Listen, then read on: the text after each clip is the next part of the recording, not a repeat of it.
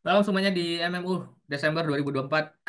Kita hari ini akan ngebahas market bagaimana di Desember dan 2025 Januari seperti apa gitu ya. Nah, buat kalian yang baru join, kalian bisa follow Instagram dan subscribe YouTube-nya karena nanti akan ada postingannya nanti di sana. Plus nanti kayak 2025 gue akan bikin satu hal baru di Instagram. Jadi di YouTube. Jadi tinggal tunggu. Oke, ini kemarin prediksi di Desember ya. Ini start di tanggal 2 Desember,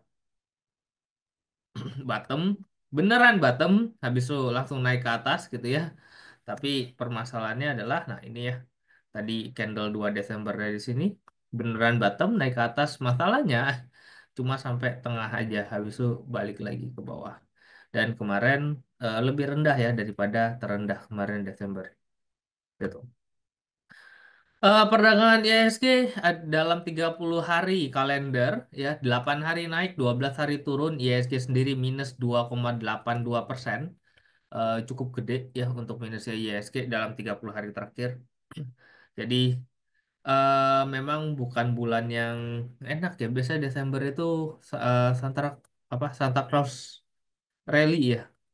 Ini dia bikin Merry Christmas kayak pohon Natal di sini gitu. Ya. Nah, ini pohonnya. Jadi eh tidak ada Santa Claus Rally di Desember 2024.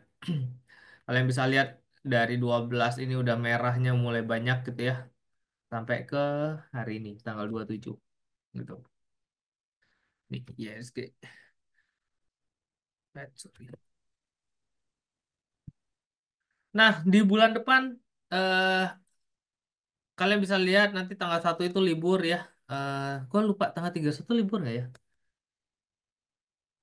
Ya, nanti kalian cek di kalender bursa ya. Tanggal 1 libur. Jadi trading itu baru mulai nanti tanggal 2. Gua rasa Selasa tanggal 31 tuh libur deh. Ya, 30-nya 30-nya masih trading.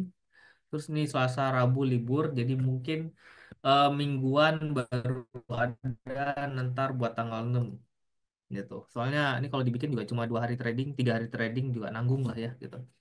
Nah, yang perlu kalian perhatikan nanti ada Kamis PTRO stock split 1/10. Kemungkinan di ketika stock split itu akan volatil ya. Jadi waktu di stock split hari 31 libur ya. Oke. Ya, makanya seminggu cuma 3 hari trading. Nah, gua rasa ini bakal jadi volatil banget nanti hari Kamis PTRO. Kalian bisa cek nanti intraday trading ada. Jagain intraday aja. Nah, itu hari terakhir kalian main PTRO. Habis itu gua rasa PTRO-nya mulai turun. Biasanya sih begitu ya. Dan naik habis stock split. Habis itu udah selesai gitu. Nah, lalu ada pembagian dividen ya tanggal 3 ada Akro, ada Tower tanggal 6 gitu. Lalu ada RUPS kalian bisa perhatikan Unilever, Inco ngebahas apa mumpung lagi pada murah-murah ya SMGR juga ini 3.300 gitu sama energi gitu. Ini kalender bulan depan nah sama Bevin nih terakhir tanggal 30. Itu yang cukup menarik di bulan depan yang bisa diperhatiin. Cuma pembagian dividen mungkin masih belum ada ya dari emiten-emiten yang RUPS kali ini. Nah, untuk LQ45 sendiri, dalam 1 bulan terakhir kalian bisa perhatikan justru INTP naiknya banyak ya. Nah, kalau kalian baca di grup, gue bilang sesuatu. INTP eh, kuat begitu biasanya ada sesuatu gitu. Dan bener ISG-nya turun, dia masih kuat ya di atas ya. Gitu, masih cenderung naik, hari ini juga masih naik. Harusnya nih, ini ada sesuatu nih. Gitu.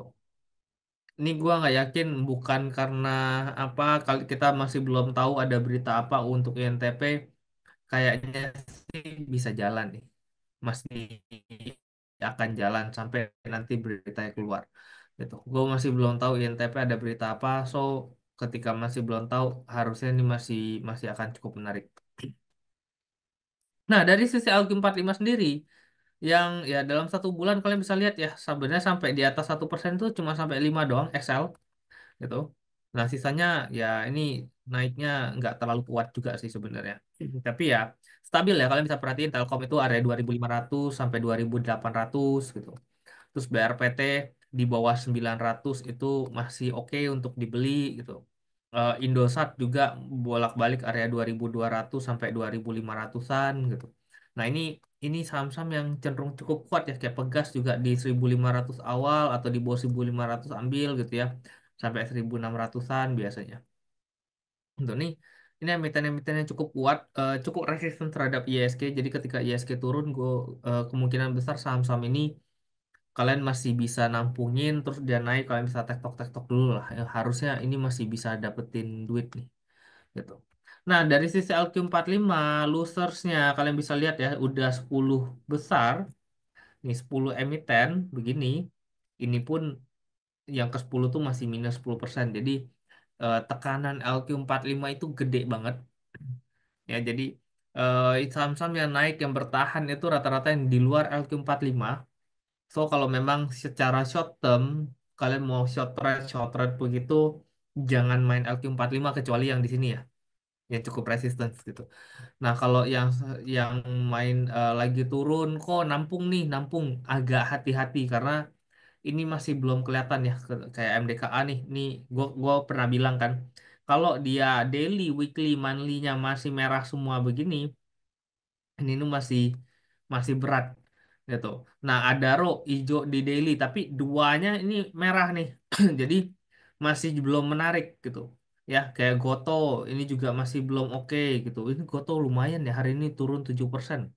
Itu udah balik lagi 63 ya. Goto di bawah 50 oke sih kayaknya. Gitu. Terus kayak MBMA daily-nya kuning tapi weekly monthly-nya masih merah, nggak menarik gitu. Nah, ini masih belum ada tanda-tanda pemulihan gitu, belum ada pullbacknya, belum ada balik arahnya. Jadi kalau ditanya LQ45 seperti apa, masih belum belum kuat ya, kecenderungannya masih masih bisa turun gitu. Ya mungkin sampai akhir tahun ya, yang masih ada besok, nggak ada ya, udah libur. Nanti ada tanggal Senin ya, Senin tanggal 29.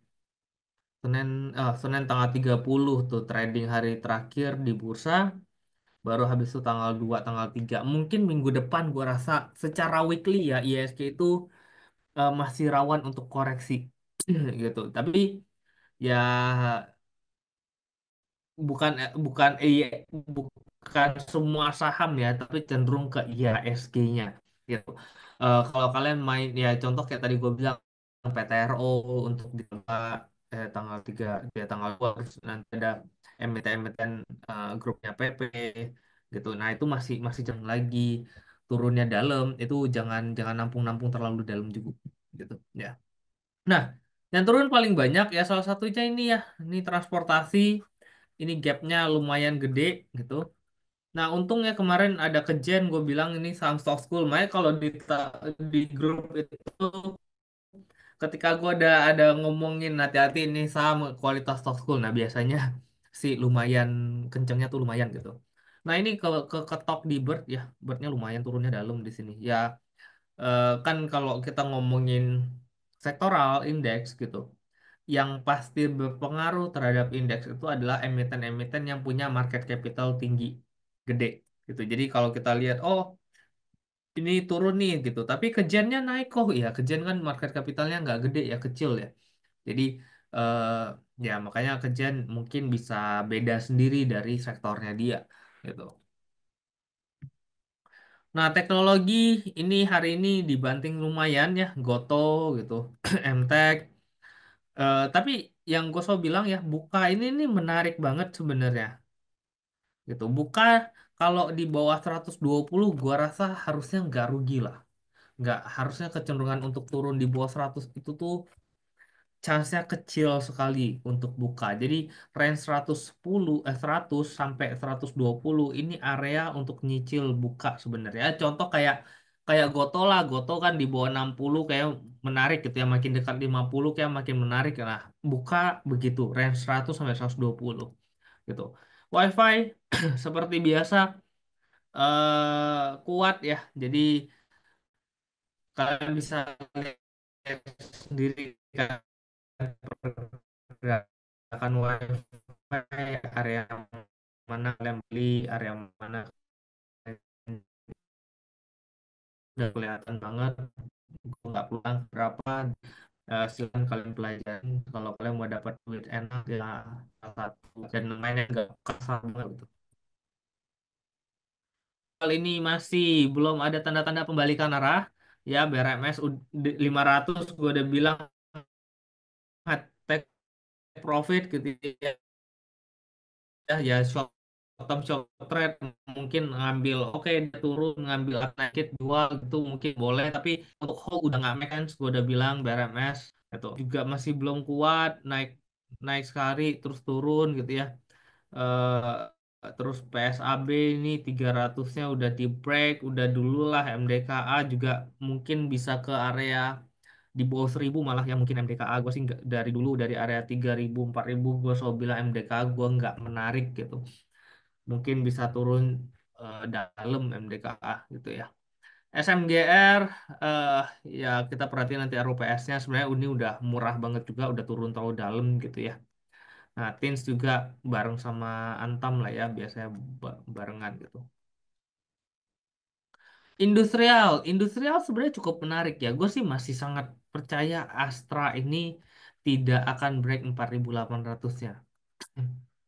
At least mungkin sampai 1 bulan ke depan gitu. Nanti bulan depan gimana kita lihat lagi nanti analisanya. Harusnya Januari Astra itu masih kuat area 4.800. Mudah-mudahan nggak di break gitu. Jadi dekat-dekat 4.800 kalian bisa ambil gitu ya. Mungkin di area 51, 52 kalian bisa take profit, take top di situ dulu gitu.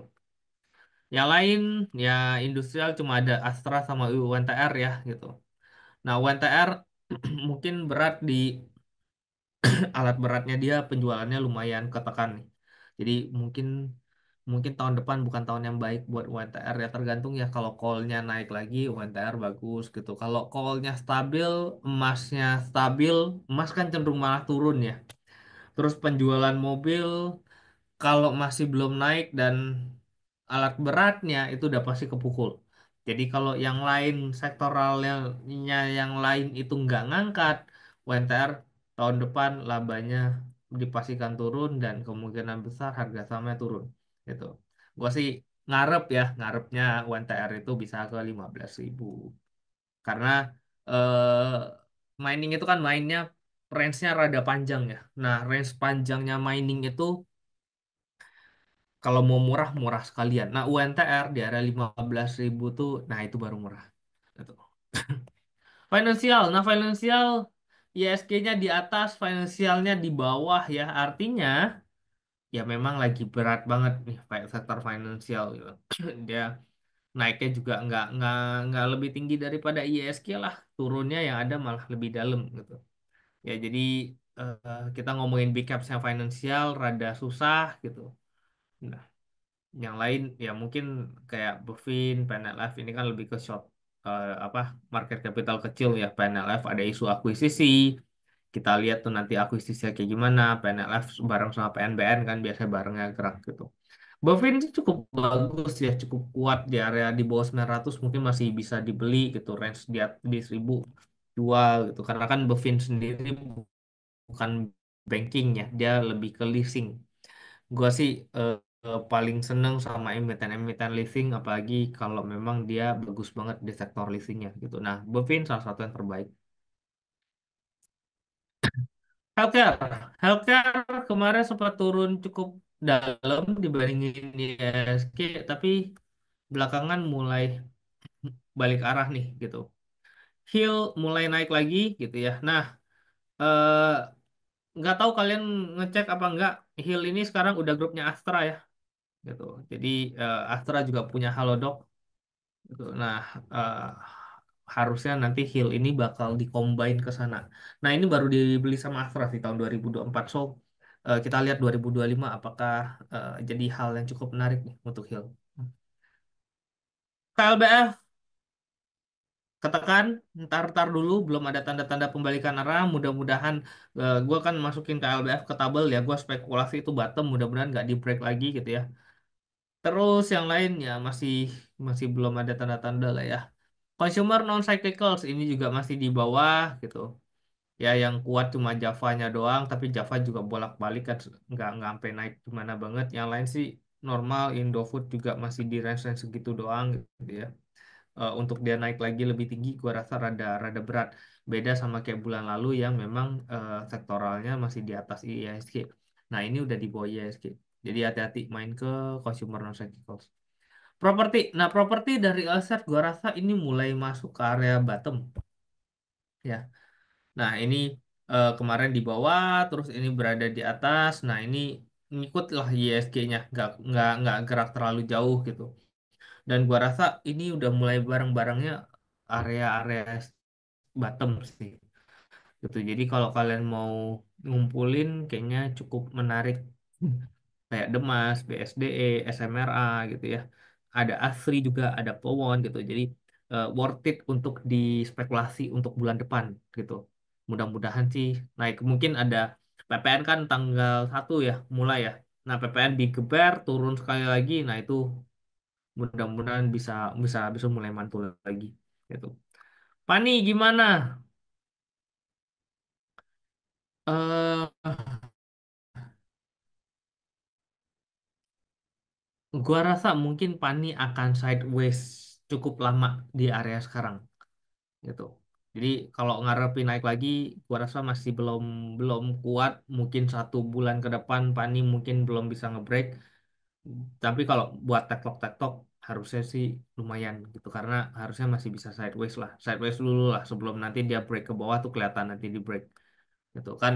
Bottomnya kalau nggak salah di area 15.000 ya. Gitu. Consumer cyclicals, nah ini juga sudah mulai naik di atas ISG ya.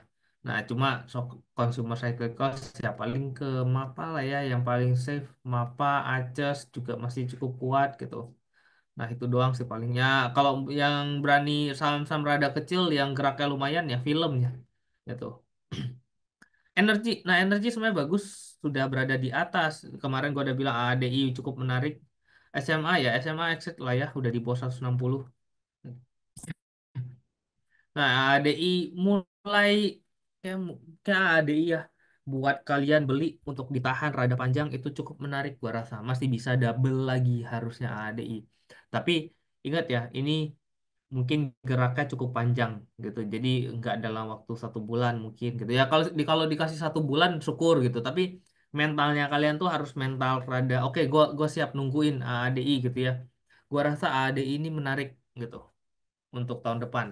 Mungkin bisa double ya. Harusnya bisa gitu. Gua kayaknya cukup menarik untuk ADI. Makanya kemarin gua call dia pas juga pas itu dia naik. AD harga sekarang masih oke. Ya mungkin ya ke target gue tahun depan AD itu 15.000. Jadi ya kalau kalian masuk ke harga 8 ribuan mungkin masih cukup oke lah. Dapat 70 100% refresh segitu lah. Ya. Raja gua rasa sudah mau selesai lah ya. Kemarin udah gue keluarin dari 2.900 di tabel udah peaknya itu nunggu nanti ratunya IPO baru nanti kita lihat gimana. Ada roh ya masih sideways sideways di sana. Cuma kalau tanya eh, kalau buat trade mungkin oke, tapi kalau buat hold long gue mending ke ADI-nya sekalian. Ada roh gue rasa masih belum murah-murah banget. Bumi ya ISG lagi begini kita rada susah ya ngomonginnya gitu. Cuma yang pasti-pasti gerak dulu aja gitu mainnya, jangan terlalu spekulasi. Jadi kalian bisa lihat mana yang kuat gitu ya, indeks turun dia stabil naik itu sih oke. Satu hal, Salim beli bumi itu di harga 120. Satu hal di situ. Jadi harusnya bumi itu akan naik di atas 120. Cuma ya kalau indeksnya lagi berantakan pasti akan akan ketarik juga turun gitu. Tapi harusnya itu harus berada di atas 120 ya. Infra. Nah, infra geraknya bagus kalau kalian perhatikan ini uptrendnya oke gitu ya. Ya infra ada Brand, ada Telkom, ada SSIA, ada Tower. Ini mulai bisa diperhatiin. Hari ini Carwell udah selesai ARB-nya, mulai arah lagi. ya FCA kalau nggak ARB ARA gitu ya, ISAT juga masih cukup kuat gitu ya. Jadi eh, bulan depan kayak cukup menarik. SL gimana? Mungkin gini, SL itu mungkin harus nunggu sampai dia selesai merger sama Friend. Karena gua rasa kalau sekarang dia nggak akan gerak dulu, karena kalau dia gerak terlalu volatil orang bingung nanti konversi Friend sama SL-nya gitu. Tapi nanti setelah setelah di merger bisa jadi naik gitu. Karena harusnya ya secara kinerja SL harusnya lebih baik ketika dia sudah merger. Nah, jadi yang paling tinggi infra ya. Conviction paling tinggi ada infra, lalu ada energi, energi ada ADI-nya. Ya infra mungkin ya ada cukup banyak pilihannya gitu. Yang lainnya harus hati-hati gitu. Jadi bulan depan tuh mungkin dua sektor ini ya, yang udah pasti infranya udah jauh lebih bagus daripada ISG. Energi juga mulai masuk short termnya uptrend gitu ya, dan geraknya lebih baik daripada ISG.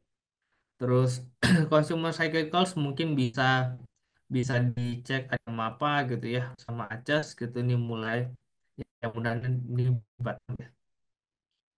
Properti juga mudah-mudahan di bottom gitu. Ya mudah-mudahan tanggal ini tuh tanggal-tanggal bottom lah, habis itu mulai naik-naik semua gitu. Tapi yang kita kan pasti pengen nyari mana yang geraknya lebih kuat gitu ya, mana yang lebih kenceng. Ya udah, yang kalau kalian mau cari yang kenceng duluan, masuklah ke energi dan infra.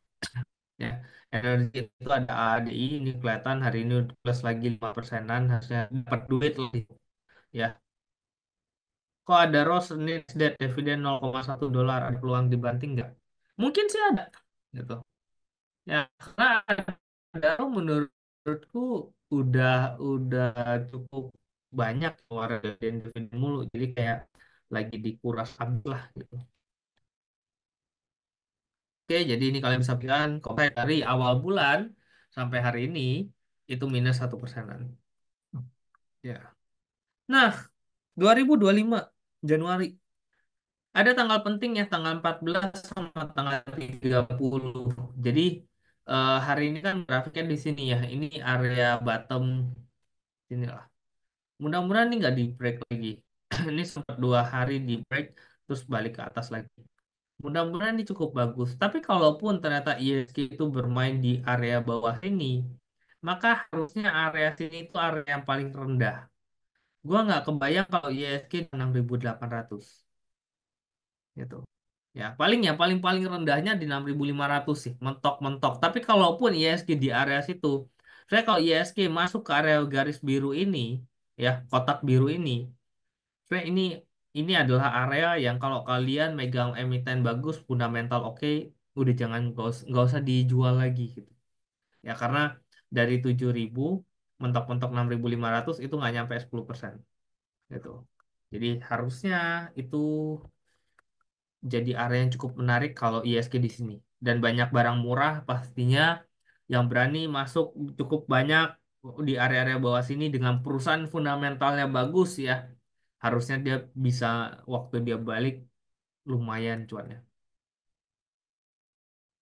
Kok ada isu Indosat gandeng Microsoft dan Nvidia untuk AI, itu gimana pandangannya? Eh, gua nggak tahu mereka kerjasamanya di mana, karena eh, apakah nanti AI-nya mau dipakai untuk apa gitu ya. Karena kan sekarang ya mau cerita AI semuanya juga bakal AI, cuma AI yang kayak gimana gitu loh. Ya, jangan-jangan cuma AI pakai chat GPT doang gitu. Ya, jadi kita lihat nanti perkembangannya gimana. Cuma yang pasti adalah Indosat itu kan dia akan jual aset ya. Dia ada lelang asetnya itu diikutin sama beberapa perusahaan. Nah, lelang itu yang sudah pasti ya, kalau lelangnya kejual kan Indosat pasti dapat duit ya. Jadi laporan keuangannya harusnya akan bagus gitu. Jadi gua rasa area 2000-an saat ini itu cukup menarik untuk diakumulasi, karena nanti setelah selesai lelang labanya pasti bagus dan ceritanya pasti bagus. Banyak berita-berita bagus lah nanti karena ada cuan gitu ya. Dapat duit gitu, cashnya banyak, mungkin dividennya gede ya. Jadi itu bisa diperhatiin. Cuan kok dengan PTROSS apa bakal ikut sentimennya juga? Ya biasa satu grup lah ya. Kalau satu grupnya naik kan biasa ikutan gitu. Ya jadi i- liatin aja gitu. Oke, itu untuk prediksinya di bulan depan. Ada pertanyaan MMU?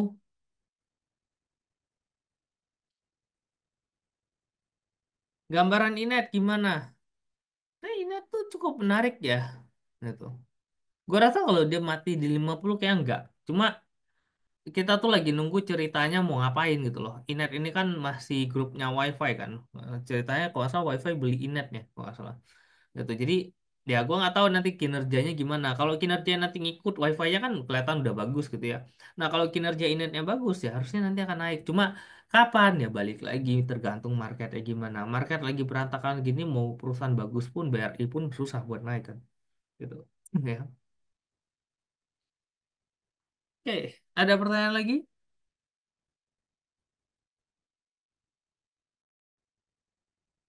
Oke,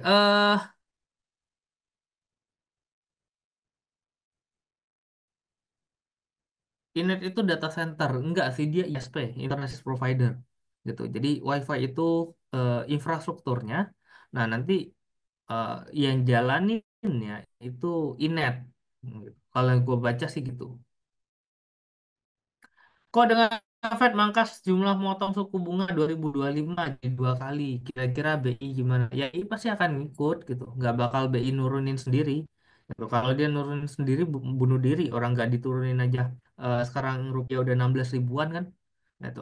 Jadi ya mudah-mudahan kinerjanya emiten-emiten di Indonesia itu bagus. Entah, cuma ya susah ya kebijakan pemerintah sekarang nanti PPN 12% gitu. Nah itu udah jelas pasti bakal nurunin daya beli yang masyarakat gitu. Nah, biasanya kalau begitu akan ada koreksi lagi gitu. Jadi ya, ya kalau sebenarnya gini, dilema antara ISG mau naik atau turun gitu. Mungkin kalau pemikirannya short term akan cukup sulit karena ya, pemilihan sahamnya jadi nggak banyak. Tapi sebenarnya kelihatan mana saham-saham yang kuat, mana yang bisa ditradingin kan. Kalau kalian dengerin gue kan di kemarin, oke masuk ke ADI hari ini plus lagi 5% gitu. Oke masuk mana gitu. Walaupun ada kadang cut lossnya, tapi ya short termnya itu mesti milihnya benar gitu. Jangan sembarangan gitu. Memang nggak gampang. Tapi kalau pemikirannya adalah long term atau anak-anak road to 1 billion, itu justru suatu kesempatan di mana ya udah kita beli perusahaan-perusahaan yang bagus, lagi turun kita kumpulin-kumpulin. Nanti ketika ekonomi sudah bagus kan pasti akan naik lagi. Ya udah, ketika naik udah tinggal panen gitu. Kalau Big Banks gimana? Ya tadi kalau IISG masih kecenderungannya turun, kalau ekonomi kecenderungannya turun, Big Banks itu masih akan turun. Gue pernah, kalau kalian pernah dengar ya, gue pernah bilang BRI itu eh, secara fundamental harusnya bisa 3.800 ya. Kalau kalian dengerin MMU di bulan lalu, gue udah bilang, even anak-anak rotuan billion itu masih belum beli banking, ya, waktu bulan lalu tuh. Itu di saat masih masih pada orang rasa, oh ini udah cukup murah. Gue udah bilang ya bulan lalu, even di rotuan billion itu kita masih belum ada portofolio banking, gitu. Masuknya kapan? Gue belum tahu, gitu. Tapi masih belum ada, ya. Karwell, apakah mau jadi holding Meratus kok? Ya ceritanya sih seperti itu. Cuma walau bagaimanapun kan dia udah naiknya cukup signifikan ya. Itu udah banyak banget. Ya kalau sekarang di 2000 mau spekulasi-spekulasi ya silahkan gitu. Cuma ya ingat resikonya juga ada. Sektor otomotif gimana? Astra dengan Nissan, SSIA dengan BYD. Ya sebenarnya kalau kalian pelajarin sektor otomotif itu nggak ada masalah sebenarnya. Penjualan eh, ya orang-orang kan ngelihat oh Astra kena kena gempur sama mobil listrik gitu ya kena gempur sama eh, apa mode mobil-mobil China yang baru masuk ke Indonesia ya itu kan pemikiran orang tapi secara data market share-nya mereka nggak gerak gitu loh. Jadi orang yang beli Astra ya tetap akan beli Astra penjualan Astra masih akan cukup tinggi memang penjualan mobil turun gitu tapi kalau secara persentase dari seluruh penjualan mobil, berapa banyak brand Astra yang kejual itu secara persentase nggak berubah gitu. Jadi eh, perusahaan-perusahaan mobil yang kena itu ya perusahaan-perusahaan yang di luar Astra gitu. Ya, nah SSIA gimana? SSIA sih ya kalian bisa lihat kan tadi infrastruktur kan masuk kan naik kan gitu. Kau mau tanya bagusan kapan masuk saham call untuk invest dan harga call berapa baru termasuk murah? Gua nggak bisa bilang harga call-nya berapa baru termasuk murah ya, karena itu kan nanti akan ada fasenya masing-masing. Kayak tahun 2000, gue di market kan 2011 ya. Kayak tahun 2015 itu harga call itu kalau nggak salah di area 40, 50 gitu. Di tahun 2020 itu call di area 50, 60, bahkan turun sempat ke 30 kalau nggak salah karena COVID kemarin.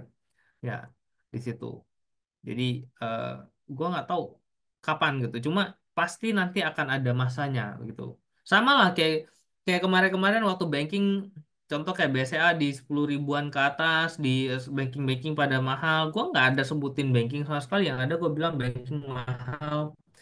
Gua nggak akan masuk gitu ya. Ya sama kayak sekarang gue masih bilang kayak call belum belum masanya gue akan masuk call kecuali AADI ya karena AADI baru IPO.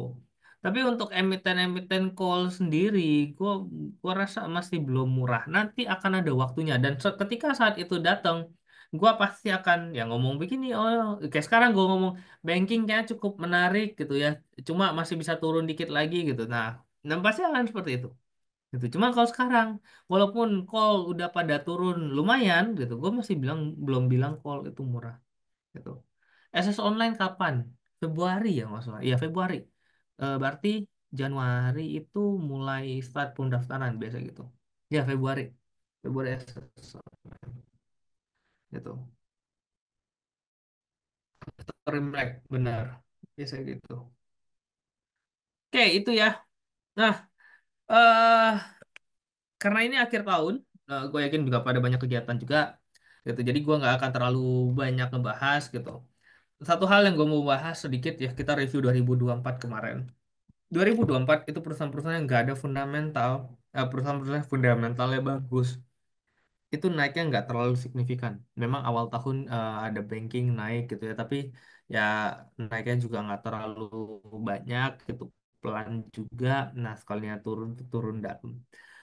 2024 itu banyak di drive oleh perusahaan-perusahaan yang punya konglomerasi ya.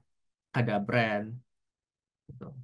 Ada Aman, ada Cuan, ada Pani, terus ada Carwell, Meratus, terus apalagi ada Laba, ya ada WiFi, ada banyak emiten-emiten yang naik cukup banyak di tahun 2024 tapi bukan perusahaan-perusahaan yang fundamental, bukan perusahaan-perusahaan yang gede ya, bukan perusahaan-perusahaan yang kita tahu eh dari dulu kinerja bagus enggak, tapi perusahaan-perusahaan yang kalau kita ngomongin fundamental mungkin WiFi ya yang fundamentalnya paling kuat di antara semua ini gitu.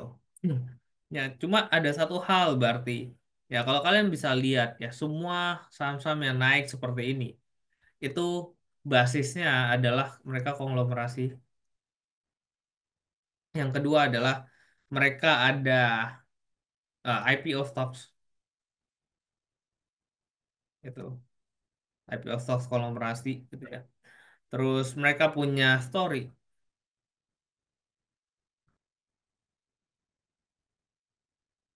Ya. Dan ada isu corporate action ya. Kayak Pani kan ada right issue gitu ya. Terus brand ini ada akuisisi-akuisisi perusahaan. Cuan juga seperti itu. Lalu ada Aman ini IPO stocks juga yang naiknya lumayan. Carwell ini akuisisi, Laba ini akuisisi gitu ya. WiFi WiFi itu ada keluarin obligasi terakhir sebelum dia gerak gitu ya. Jadi eh kalau kalian perhatikan semua emiten-emiten yang punya corporate action itu punya story gitu. Ya, nah tahun depan seperti apa? Ya mungkin harus lebih aware dengan perusahaan-perusahaan yang akan melakukan corporate action, baik itu akuisisi, right issue, atau apapun obligasi gitu ya. Jadi eh, ya kalau memang perusahaan itu bukan pada saat itu fundamentalnya bagus, tapi mereka punya isu corporate action, ada story-nya gitu ya. Dan mungkin konglomerasi besar itu bisa jadi bahan pertimbangan kalian untuk oh ini walaupun fundamentalnya belum cukup bagus, mungkin gua akan ikutan gitu ya. Nah, di di soft school kita kita ngebahas itu lumayan gitu. Anak-anak soft school mungkin dalam 3 bulan 4 bulan bahkan dari 2024 ya gue bahas di barang-barang di soft school itu kita nggak ngebahas barang-barang gede itu yang kasih kita makan banyak itu barang-barang ya kecil-kecil begini yang ada story akuisisi gitu ya kita dapat emiten dari harga 7 gitu turun sampai harga 7 gua nggak tahu ada yang ngumpulin di harga 10 11 gitu ya sampai naik ke 180 gitu. Kita ada masuk emiten di harga 70, naik sampai ke 200, dibanting lagi ke 100, sekarang balik lagi ke area 200 gitu ya. Kita punya emiten dari harga 20, naik ke harga 50, 60.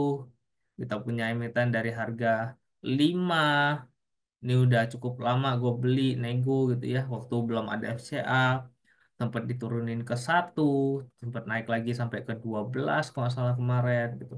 Jadi eh, memang ketika kita ngomongin saham, kita harus beli emiten yang perusahaan punya fundamental yang cukup bagus gitu ya. Tapi jangan ketinggalan juga saham itu naik kalau ada ceritanya, kalau ada story-nya gitu. Kalau fundamentalnya bagus tapi dia nggak punya cerita, mungkin dia akan naik tapi naiknya nggak akan signifikan gitu. Tapi kalau dia punya target, dia punya cerita, dia punya mau ngapain gitu ya, dia punya ya ngapain lah gitu. Nah, itu harusnya masih punya chance untuk naik. Makanya waktu zaman WiFi diturun-turunin, aku bilang WiFi itu ceritanya gini, gini, gini. Nah, itu ada story-nya. Nah, story itu yang penting untuk kita tahu gitu. Perusahaan-perusahaan yang oke, gue jalanin perusahaan gue normal gitu-gitu aja. Ya udah, dia akan gitu-gitu doang gitu.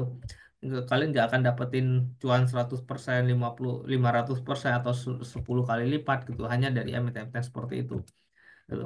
Dan memang untuk bisa dapetin emiten yang kecil banget terus naik signifikan ya, sometimes ada resiko yang harus kita kita hadapin gitu loh. Tapi resiko itu sebanding dengan cuannya. Ya contoh lah dari harga 7 naik ke 180 gitu ya.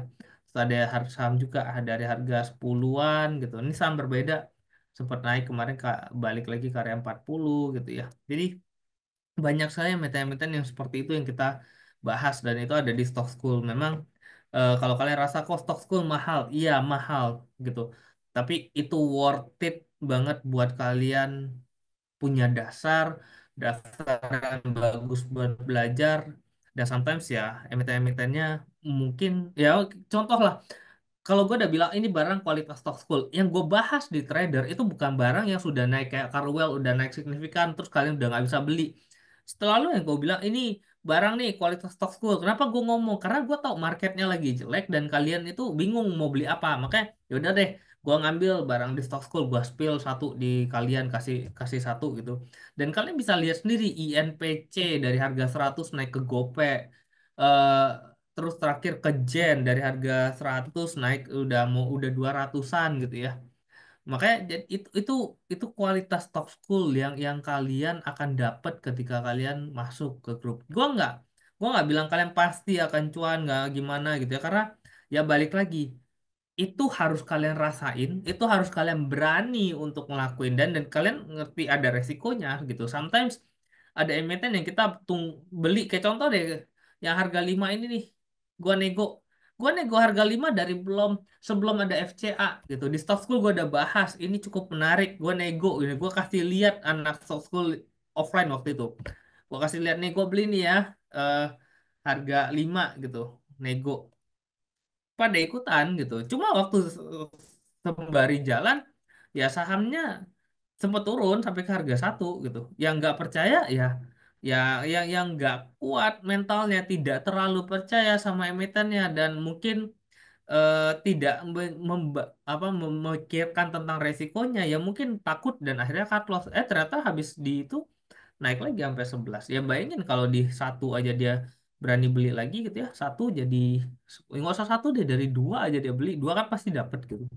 Dua aja beli gitu, naik ke 10 aja udah naik 5 kali gitu. Dan itu ya itu hanya ada di stock school gitu. Barang-barang yang kita bahas di stock school itu murni kalian nggak bakal ketemu itu di tempat lain. Atau kalau kalian di tempat lain ya mungkin kalian akan ketemu di tempat lain. Kenapa? Karena barang itu dicomot dari stock school dibawa ngomongin ke tempat lain. Tapi apa yang gue bahas ada di stock school itu murni, iya dari gua gitu loh. Gua nggak mungkin oh masuk ke grup ini gue denger oh ada ini gue ngomong ke soft school jarang banget gitu. Dan biasa kalau kayak gitu ya gua akan kasih tahu denger dari sini gini gitu. Dan biasanya apa yang ada di soft school itu murni sendiri, dan even kalaupun gua dengar dari orang lain itu ya langsung dari orang yang punya gitu loh. Oke, gua nggak bilang pasti ada, gua nggak bilang kalian pasti akan cuan ketika kalian ikut stock school, tapi at least di stock school kalian pasti akan belajar lebih banyak. Oke, sekian MMU kita hari ini. Oke, buat kalian yang join JOC, bulan depan ada pengumuman penting di JOC. Banyak hal penting lah di tahun depan, Januari. Tinggal tunggu. Kalau kodenya adalah kalau kalian nonton ucapan Merry Christmas kemarin, kalian bakal tahu gitu. Kalian bakal ngeh ya. Oh ya, ini udah tanggal 27. Merry Christmas untuk semuanya. Selamat tahun baru nanti, kan kita udah gue nggak bikin kelas sampai nanti tahun baru ke depan. Eh, Selamat liburan semuanya. Mudah-mudahan di tahun 2025 Jose bisa memberikan kalian cuan lebih banyak ya, berikan kalian hal lebih baik gitu ya. Eh, Semoga tahun depan jadi tahun yang lebih baik lah buat kita. Semoga tahun depan akan ada wifi yang lain. Walaupun sempat dikocok pusing gitu ya. Tapi untung tahun ini ya ada yang bahagia lah ya, dapat wifi itu lumayan buat yang percaya. Itu Merry Christmas itu ada di postingannya JUC gitu. Ya makanya gue selalu bilang gini, di market itu kalian gak akan tahu siapa yang mau makan kalian dan siapa yang mau bantuin kalian sampai waktu nanti akan menentukan gitu loh. Ya mungkin ketika gua ngomong emiten-emiten bagus, dia bisa turun gitu. Tapi ketika itu benar atau marketnya membaik, ya dia pasti akan balik naik gitu. Tapi ada beberapa orang yang ngomong buat kalian gitu ya. Dan ya sometimes sahamnya justru jadi sampah yang gak bakalan naik lagi gitu. Jadi, makanya gue bilang ke kalian, orang yang bisa kalian percaya adalah orang yang mati-matian ngejaga supaya sekuritasnya dia itu makin lama makin gede gitu. Bukan orang yang ya udah gue cuma dapat komisi sekian, gue cuma dapat gaji sekian gitu ya. Nah, kenapa ya? Karena gue nggak mungkin bikin kalian itu rugi. Gue nggak mungkin mau kalian itu loss ketika kalian trading di tempat gue gitu. Gue justru maunya ya kalian makin lama uangnya makin banyak, tradingnya makin besar, karena itu yang buat CUC itu gede gitu.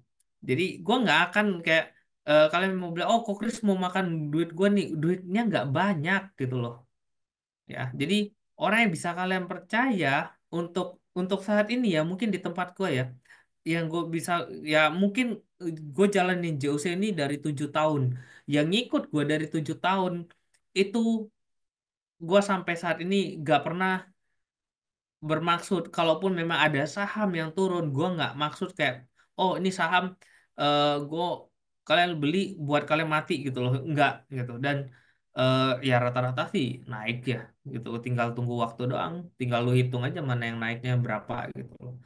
Ya short term turun nggak? Bisa nggak? Ya bisa. Market lagi kayak sampah begini ya pasti turun. Tapi emiten-emiten yang bagus pasti akan balik gitu. Ya tinggal ya seberapa percaya aja gitu. Ya. Oke, thank you semuanya udah di JOC dari awal tahun sampai saat ini. Happy liburan semuanya. See you di tahun depan ya. Bye.